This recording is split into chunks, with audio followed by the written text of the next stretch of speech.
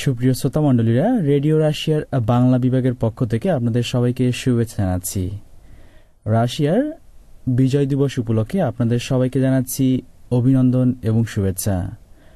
আজ বাংলা অনুষ্ঠানের সঙ্গে রয়েছে আমি জামিল খান। শুরুতে শুনবেন সংবাদ। রুশ প্রেসিডেন্ট দিমিত্রি মেদভেদেভ জার্মানির ফাসিজমের বিরুদ্ধে দ্বিতীয় বিশ্বযুদ্ধের বিজয়কে রাশিয়ার জাতির জন্য উল্লেখযোগ্য ঘটনা বলে উল্লেখ করেছেন। রুশ প্রেসিডেন্ট বলেন, এই বিজয় এখনও সজীব। মস্কোর রেড স্কোয়ারে ঐতিহাসিক বিজয় দিবসের কুচকাওয়াজে অংশ নেওয়ার প্রাক্কালে তিনি একথা বলেন। হিটলারের ফাসিজমের বিরুদ্ধে অর্জিত বিজয়ের ৬৪তম বর্ষ পালন করা হচ্ছে। রাষ্ট্রপতি বলেন, আন্তর্জাতিক পরিমণ্ডলে রাশিয়া সর্বদাই শান্তি ও সংহতির পক্ষে কথা বলেছে। একটি সুখী ও সমৃদ্ধ রুশ ফেডারেশন গড়ে তুলতে রাষ্ট্রপতি সবাইকে আহ্বান জানান। রাশিয়া সুইজারল্যান্ডের অনুষ্ঠিতব্য বিশ্ব আইস হকি চ্যাম্পিয়ন লিগের চূড়ান্ত পর্বে উন্নীত হয়েছে। সেমিফাইনাল পর্বে রাশিয়া মার্কিন যুক্তরাষ্ট্রকে ৩-২ গোলে পরাজিত করে।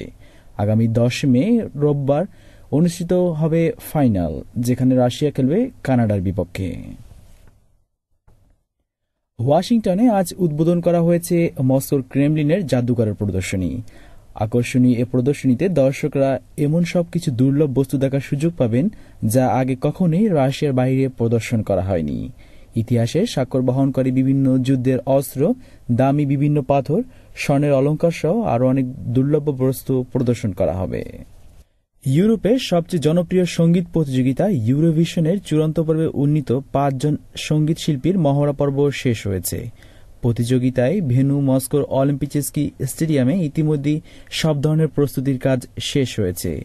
প্রতিযোগিতা যদিও ১০ মে উদ্বোধন করা হবে, কিন্তু মূল প্রতিযোগিতা শুরু হবে ১২ তারিখ থেকে।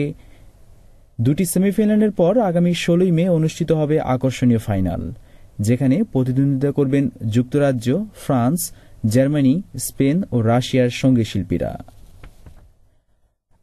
আধুনিক রাশিয়ার প্রতিরক্ষা বাহিনীকে আরও সুদৃঢ় করার ঘোষণা দিয়েছেন রাশিয়ার রাষ্ট্রপতি দিমিত্রি মেদভেদেভ। রাজধানী মস্কোতে বিজয় দিবসের ঐতিহ্যবাহী কুচকাওয়াজের অনুষ্ঠানে তিনি একথা বলেন। কুচকাওয়াজে রাশিয়ার প্রতিরক্ষা বাহিনীর আধুনিক অস্ত্র, সাজোয়া যান প্রদর্শন করা হয়। এরপরই ক্রেমলিনের বুক চিরে একে একে উড়ে যায় যুদ্ধবিমান ও হেলিকপ্টার। রজনী প্রহরী নামে রাশিয়ার বিমান প্রতিরক্ষা বাহিনীতে যুক্ত হওয়া হেলিকপ্টারটি ছিল সবার দৃষ্টি আকর্ষণ। এছাড়া ছিল বর্তমান বিশ্বের সবচেয়ে বড় যুদ্ধবিমান N-124 রুসলান। বিশ্ব স্বাস্থ্য সংস্থা জানিয়েছে যে H1N1 ফ্লুতে এ পর্যন্ত ২৩টি দেশে ২,০০০-এরও বেশি মানুষ আক্রান্ত হয়েছে। বিশ্ব স্বাস্থ্য সংস্থা জানিয়েছে সর্বশেষ মেক্সিকোতে এ ফ্লুতে মারা গেছেন ৪২ জন এবং পুরো বিশ্বে এখনও ২,৪০০ জনের শরীরে এ ভাইরাসের উপস্থিতি নিশ্চিত করা হয়েছে। সংস্থাটি ইতিমধ্যে তাদের ৫ নম্বর সতর্কতা সংকেত উঠিয়ে ৬ নম্বর সংকেতে ঘোষণা করেছে। রাশিয়াতে সোয়াইন ফ্লু আক্রান্তের এখনও কোনো খবর পাওয়া যায়নি। জর্জিয়ার তিবলিসে সেদেশের পার্লামেন্টের স্পিকার দাভিদম বাকরোভিচের সঙ্গে প্রেসিডেন্ট মিখাইল সাকাশভিলির মধ্যে আলোচনার কোনো সুনির্দিষ্ট ফলাফল ছাড়াই সমাপ্ত হয়েছে। দেশটির সরকার বিরোধী একটি দল সাকাশভিলির পদত্যাগের দাবিতে দীর্ঘদিন প্রতিবাদ করে আসছিল এবং তারা অতি শীঘ্রই নির্বাচনের দাবি জানিয়েছে। বিক্ষোভকারীরা গত ১ মাস ধরে পার্লামেন্ট ভবনের সামনে এ প্রতিবাদ সমাবেশ করছে। সুপ্রিয় শ্রোতামণ্ডলীরা, এই ছিল আমাদের সর্বশেষ খবরাখবর। সুপ্রিয় শ্রোতামণ্ডলীরা, আপনারা শুনছেন রেডিও বাংলার ওয়েবসাইট www.ruvr.ru থেকে প্রচারিত বাংলা অনুষ্ঠান। এখন শুনবেন সংবাদ প্রতিবেদন। পুরো রাশিয়া জুড়ে আজ পালিত হচ্ছে জাতীয় বিজয় দিবস। জার্মানির ফাসিজমের বিরুদ্ধে ৬৪তম বিজয় দিবস উদযাপন করছে রুশি জাতিরা। বিজয় দিবসের অনুষ্ঠানমালার মধ্যে প্রধান আকর্ষণ ছিল ঐতিহ্যবাহী সামরিক কুচকাওয়াজ। আজ সকালে ক্রেমলিনের রেড স্কোয়ারে রুশি সামরিক বাহিনীর এই কুচকাওয়াজ অনুষ্ঠিত হয়।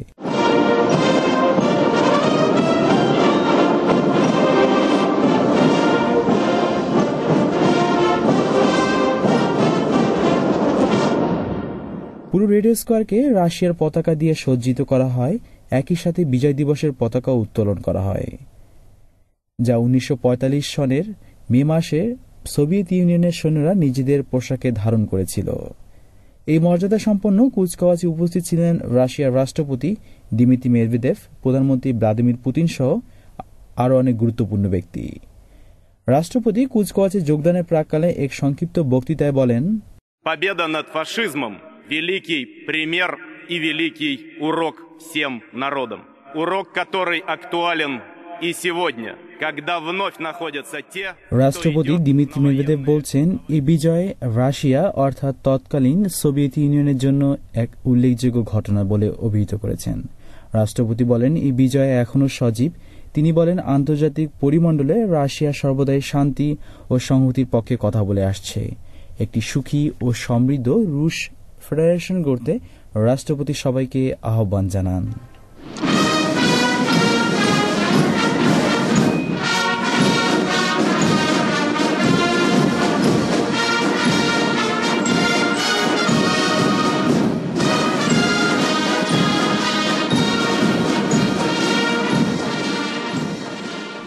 রাষ্ট্রপতি সৈনিকদের স্যালুট গ্রহণ করেন এবং ওই মুহূর্তে বেজে ওঠে রাশিয়ার জাতীয় সঙ্গীত।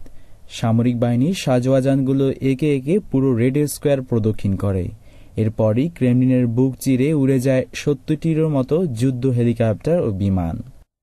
অনুষ্ঠান আয়োজকরা জানিয়েছেন, এবছরে এই সামরিক কুচকাওয়াজ ছিল আধুনিক রাশিয়ার সবচেয়ে আকর্ষণীয় কুচকাওয়াজ এবং আগামী বছর যখন রাশিয়া 65তম বিজয় দিবস উদযাপন করবে তখন তা আরও বেশি আকর্ষণীয় হবে বলে আয়োজকরা জানিয়েছেন। সুপ্রিয় শ্রোতামণ্ডলীরা, এই ছিল আমাদের আজকের বাংলা অনুষ্ঠান। আজ স্টুডিও থেকে আমি বিদায় নিচ্ছি, জামিল খান। সবাই ভালো থাকবেন, সুস্থ থাকবেন। নমস্কার।